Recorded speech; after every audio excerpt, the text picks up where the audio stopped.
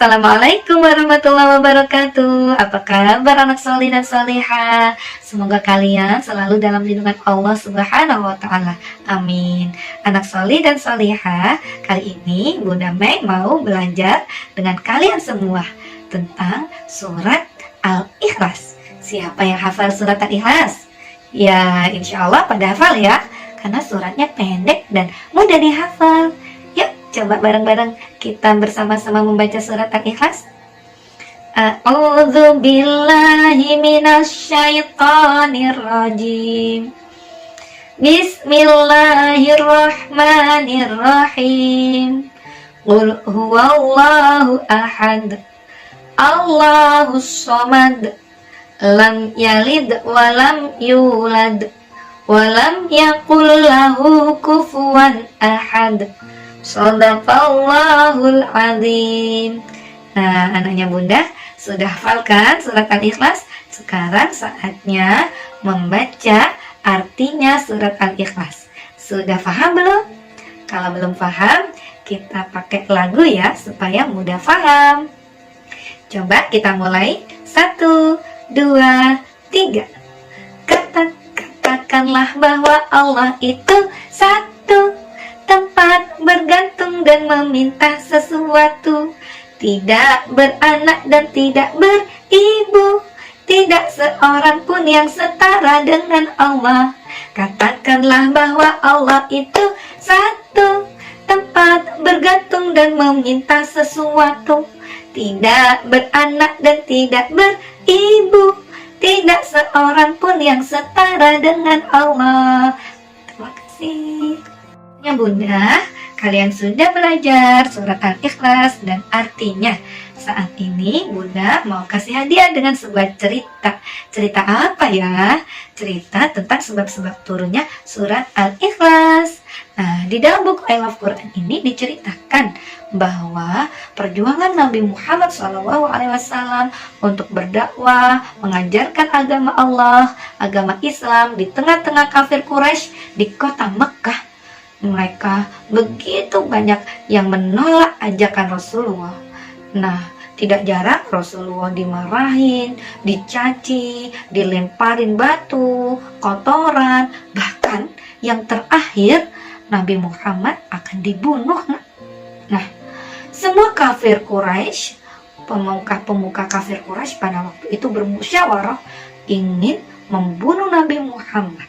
Supaya apa? Supaya Nabi Muhammad tidak banyak mengajak orang-orang yang berada di kota Mekah untuk masuk agama Islam.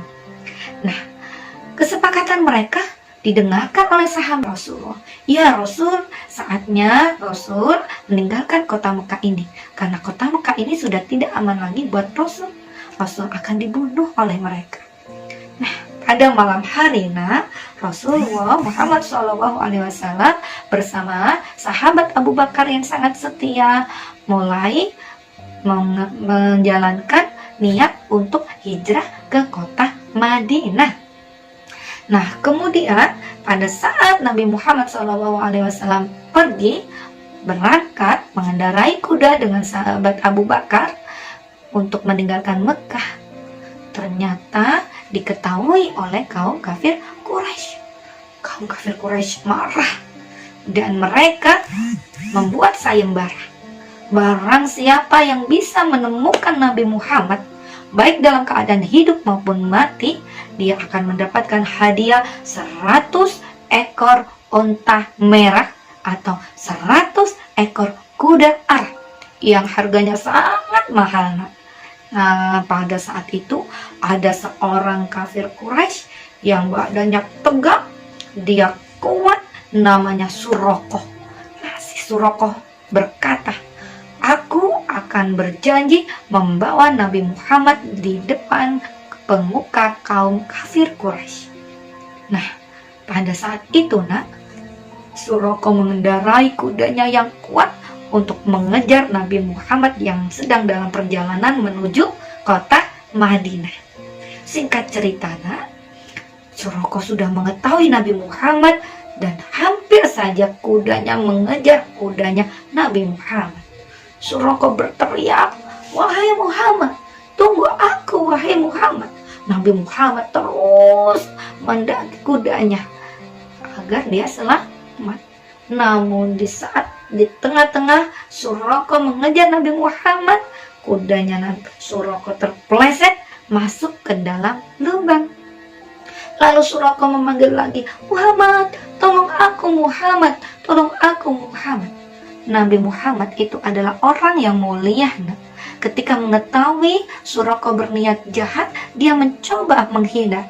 Namun ketika mengetahui Suraka dalam keadaan celaka, Nabi Muhammad tidak tega untuk meninggalkannya. Akhirnya Nabi Muhammad kembali mendatangi Suraka dan ingin menyelamatkan Suraka. Namun apa yang terjadi? Si Suraka mengeluarkan pedangnya yang sangat tajam dan menghunuskan ke badan Nabi Muhammad. Tapi alhamdulillah Nabi Muhammad masih selamat dan pedangnya tadi hanya sedikit mengenai kulit Nabi Muhammad. Lalu Nabi Muhammad segera mungkin naik kudanya dan dia segera mungkin meninggalkan Suraka. Si Suraka bangkit kembali mengejar Nabi Muhammad. Tapi di saat dia mengejar lagi, terpeleset lagi kudanya ke dalam lubang. Kenapa? Karena Nabi Muhammad dilindungi oleh Allah SWT dan para malaikat. Kemudian Nabi Muhammad pun tidak tega dan mencoba membantu Suraka kembali. Karena Suraka memanggilnya kembali, Muhammad, bantu aku Muhammad, bantu aku. Nah, sampai kemudian Nabi Muhammad membantu Suraka dan Suraka berkata, wahai Muhammad, siapakah Tuhan? Apakah harta? Apakah emas? Dan semua yang sangat istimewa? Nabi Muhammad bilang, bukan. Tuhanku adalah Allah Subhanahu wa Ta'ala.